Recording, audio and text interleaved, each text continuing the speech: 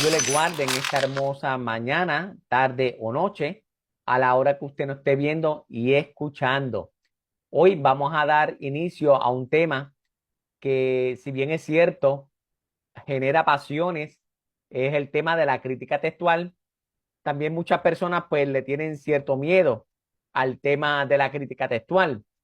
Y evidentemente debemos decir que la crítica textual en sí misma no se denomina un método, sino que se denomina una disciplina porque pertenece a la baja crítica.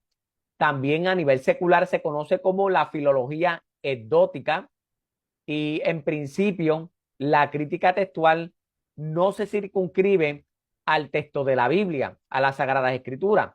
La crítica textual es una disciplina que se aplica a cualquier texto literario, a cualquier documento literario de la antigüedad. Así que los mismos principios que se aplican a un documento antiguo, también esos mismos principios se aplicaron al texto sagrado. Así que no es una disciplina autónoma propia de la ciencia bíblica, sino más bien es una disciplina secular que a posteriori se comenzó a aplicar a las Sagradas Escrituras. Ahora bien, quizás debo empezar diciendo que el exégeta, el investigador, el académico de la ciencia bíblica debe ser políglota en primera instancia. Es decir, sabemos que el Antiguo Testamento o la Tanaj hebrea se escribió en hebreo y arameo.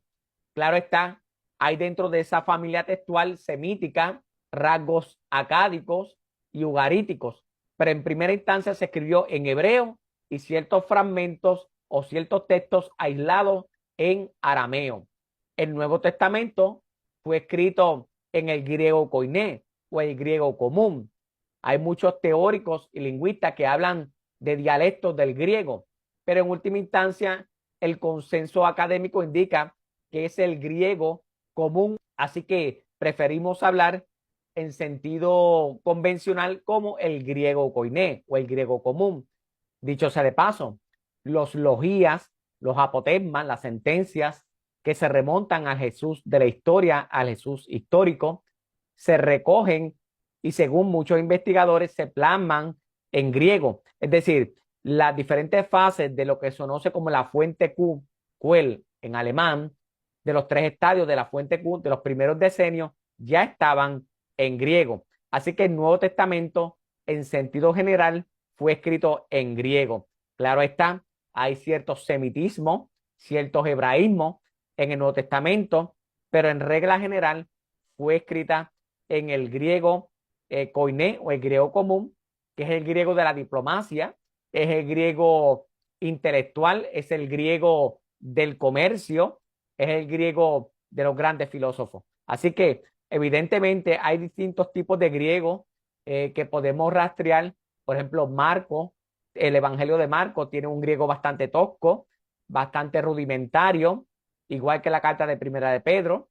También el libro de Apocalipsis, aunque le resulte sorprendente, el tipo de griego que se utiliza en el libro de Apocalipsis es uno de los peores griegos del Nuevo Testamento. Por lo tanto, para los investigadores resulta sumamente complejo la interpretación en cuanto a la crítica textual del libro de Apocalipsis. Así que preferimos utilizar el consenso académico de que el Nuevo Testamento fue escrito en su tradición textual en el griego koiné.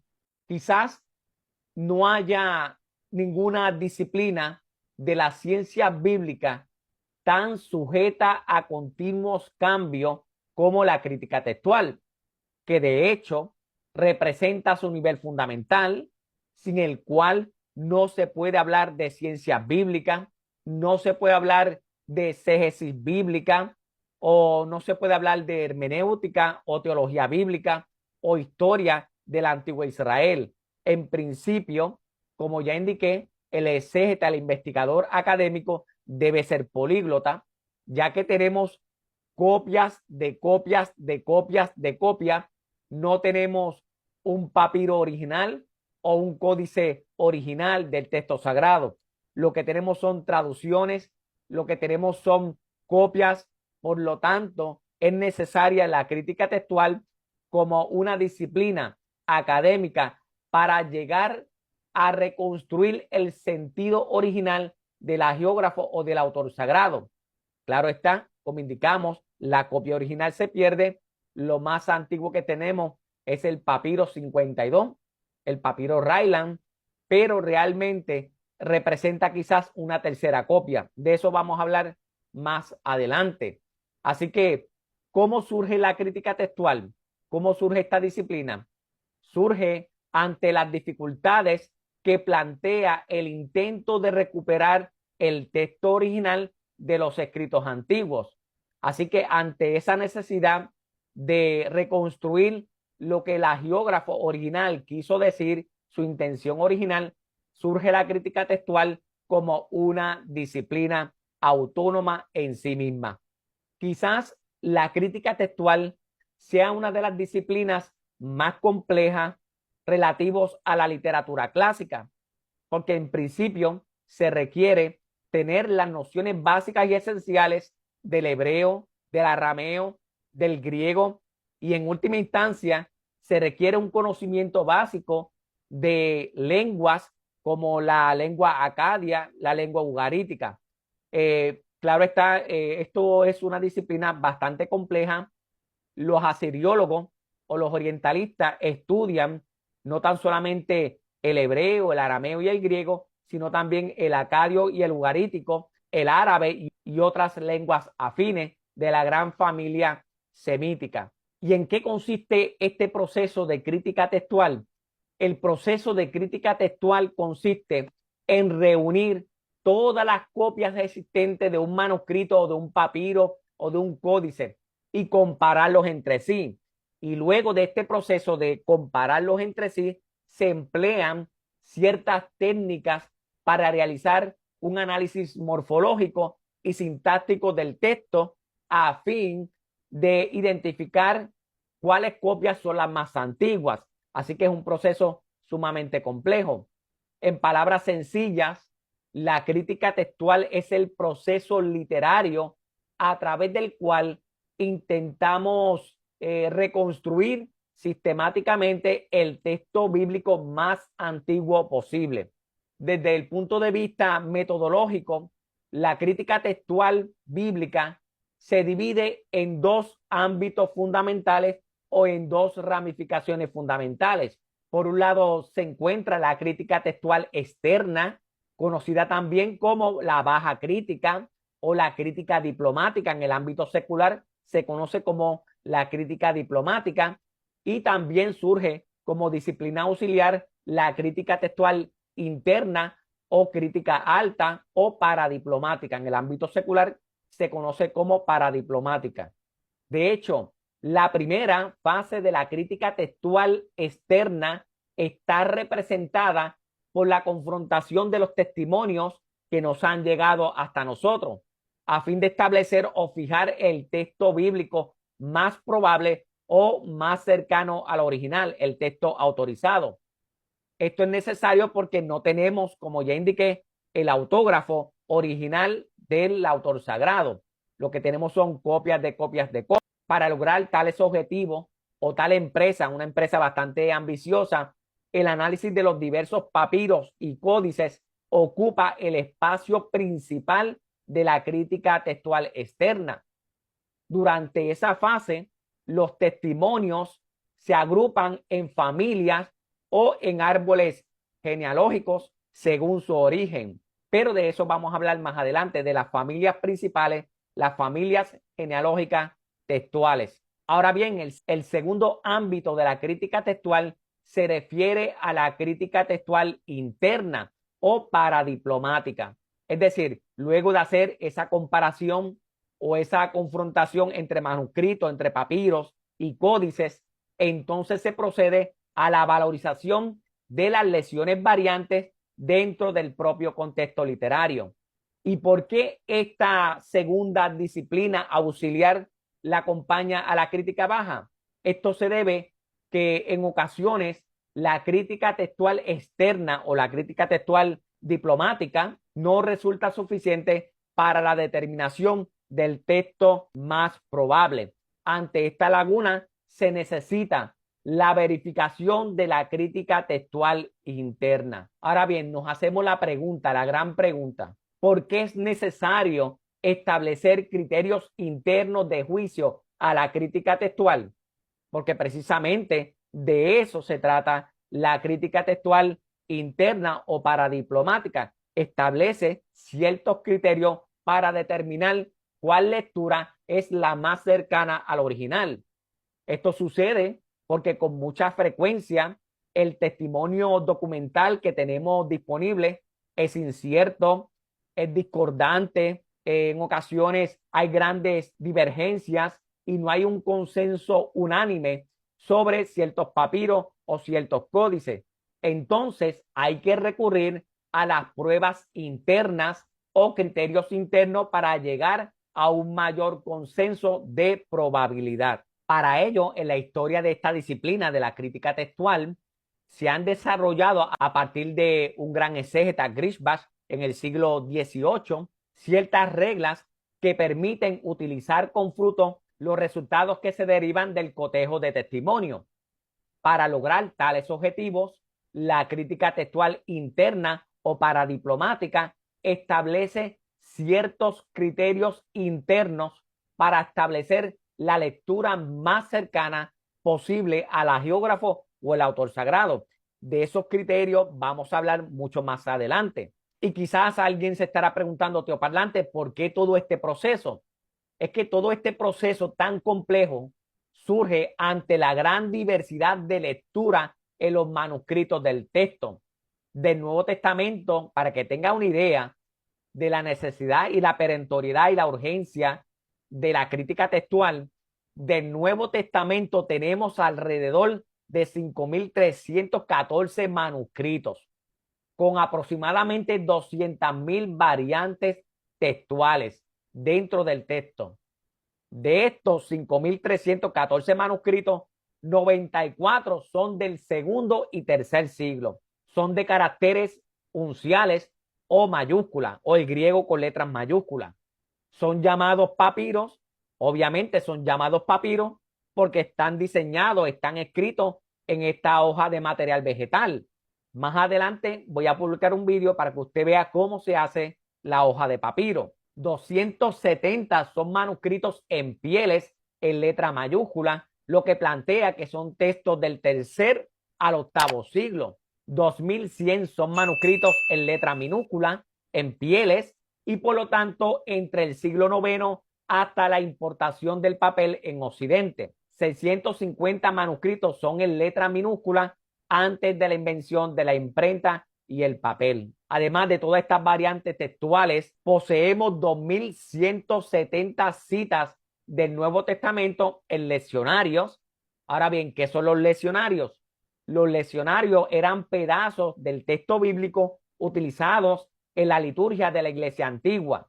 De estos, 1.900 son en letra minúscula y por lo tanto posteriores al siglo IX después de Cristo, y 270 son en letra mayúscula y por lo tanto entre el siglo III y el siglo VIII después de Cristo. Y para que se sorprenda mucho más, todos estos manuscritos han producido alrededor de 200.000 lecturas alternas en la tradición textual.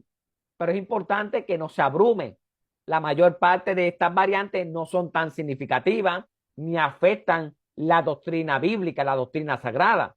Pero es importante conocerlo porque en ciertos textos hay una gran diferencia. Y más adelante vamos a presentar varios ejemplos de crítica textual, donde evidentemente hay interpolaciones, hay glosas que se añadieron posteriormente, hay problemas en cuanto a omisión de letras o en cuanto a cambios deliberados del copista o del escriba. De eso vamos a hablar más adelante. Lo interesante del caso es que no tenemos dos manuscritos iguales entre estos 5.314 manuscritos. Dada la proliferación de lecturas tan variantes en los manuscritos, se requiere entonces de una metodología que le dé cierto control a la reconstrucción hipotética del texto y para entender cómo el texto se interpretó, cómo el texto creció a través de un proceso de tradición, cómo el texto se desarrolló a través del tiempo.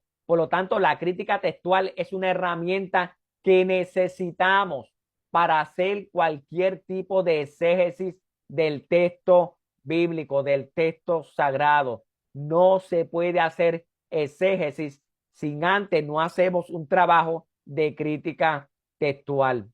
Esto es importante que lo entendamos, porque precisamente es a través de la crítica textual donde tratamos de reconstruir el texto más cercano a la intención original del agiógrafo sagrado. Como ya indiqué, hasta nuestros días no nos ha llegado ni un original del texto bíblico. El que le indica a usted que existe un original del texto sagrado está faltando a la verdad. Lo que tenemos son copias de copias de copias a través de un proceso largo de tradición textual. Así que lo que poseemos son copias de copias de copias de manuscritos griegos, de manuscritos hebreos, arameos, cópticos, eslavos y ciertamente hay una traducción latina.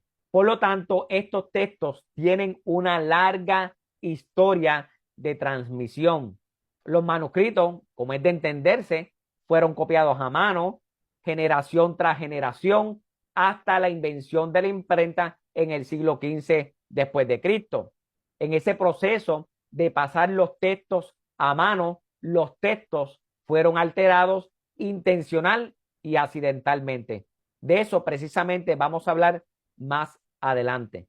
Como ya hemos venido diciendo, el trabajo del especialista en crítica textual, el textualista, consiste en comparar los manuscritos, en confrontarlos, en reagruparlos por familias, por procedencia geográfica y después en construir árboles genealógicos, lo que se conoce como los estigmas. Y esto para poder reconstruir los precursores o el precursor, en el mejor de los casos, siempre hipotético, el más antiguo posible. Quizás todo estudiante que esté iniciando en el campo de la ciencia bíblica, en la crítica textual, ante la gran multitud de familias textuales, quede totalmente desconcertado, abrumado.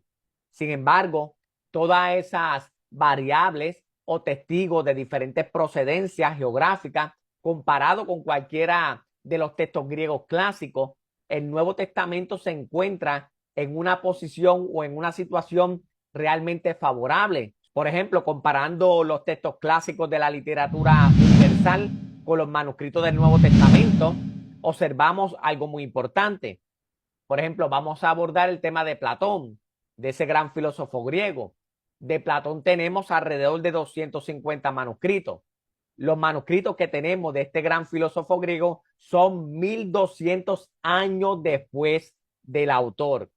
Los manuscritos más antiguos de Platón, 428, 347 antes de Cristo, se remontan al siglo IX de nuestra era. O sea, hay un distanciamiento bastante abismal. Y aunque algunos fragmentos recientemente se han encontrado del siglo II o del siglo III y haya cambiado un poquito la investigación, aún así nos separan 6 a 7 siglos de la puesta por escrito del texto platónico. O sea que estamos hablando de un distanciamiento bastante grande. Otro caso que podemos mencionar es el terreno latino. El mejor de los casos lo tenemos probablemente de Virgilio, del 70 al 19 antes de Cristo, cuyo manuscrito más antiguo se remonta al siglo VI después de Cristo. O sea, también hay una distancia bastante grande, entre otros filósofos clásicos, como estamos presentando en esta diapositiva. Así que toda esta información que yo le estoy suministrando, cuando contrastamos toda esta literatura clásica con los papiros más antiguos del Nuevo Testamento, nosotros estamos en una posición mucho más favorable. Por ejemplo, nosotros poseemos un pequeño fragmento del papiro 52, también conocido como el papiro Ryland. Este pequeño fragmento de papiro mide aproximadamente 8.9 por 6.4 centímetros. Tiene el tamaño aproximadamente de una tarjeta de crédito. Y este papiro tan pequeño, tan diminuto, es probablemente el manuscrito del Nuevo Testamento más antiguo que existe en la actualidad. El estudio más reciente que se ha realizado, los papirólogos, indica que se puede fechar este fragmento de papiro alrededor del año 125 después de Cristo. Para que tengamos una idea de la importancia de este pequeño fragmento de papiro, estamos hablando que posiblemente sería una tercera copia. Es decir, el autógrafo desapareció, hubo una segunda copia y esta sería la tercera copia disponible como un testimonio vivo de la importancia de la palabra de Dios a través de la historia, de cómo Dios ha preservado una nube de testigos en esta cultura material como el papiro. Esta hermosa evidencia contiene el Evangelio de Juan, supuestamente escrito alrededor del año 125 después de Cristo, como le indiqué. Estamos hablando que sería una tercera copia y está generalmente aceptado como el extracto más antiguo del Evangelio de Juan, el Evangelio canónico. Interesantemente, la parte delantera, como estamos observando en esta diapositiva del fragmento, en la parte delantera del fragmento, el anverso, contiene versículos del Evangelio de Juan, capítulo 18, versículos 31 al 33, en griego, obviamente. Y la parte de atrás, en reverso, contiene los versículos 37 al 38. En una traducción al español dice lo siguiente: si como dices, soy rey, yo para esto he nacido y para esto he venido al mundo, para dar testimonio de la verdad. Todo el que es de la verdad, escucha mi voz. Le dice Pilato, ¿qué es la verdad? Y dicho esto, volvió a salir donde los judíos y les dijo, yo no encuentro ningún delito en él. Así que estamos hablando de este hermoso testimonio que el Evangelio de Juan, que se escribió alrededor del año 90 o 95 después de Cristo, y este papiro se estima que se escribió en el año 125 después de Cristo. Estamos hablando quizás de 30 años después del Evangelio canónico de Juan, lo cual es evidentemente sorprendente la cercanía al autógrafo original del Evangelio de Juan. Como ya indicamos, la Biblia tiene aproximadamente 5.800 manuscritos antes de la imprenta. Algunos llegan tarde y son quizás algo cuestionables, pero al comparar el volumen de los manuscritos de Platón y la Biblia, vemos una enorme diferencia.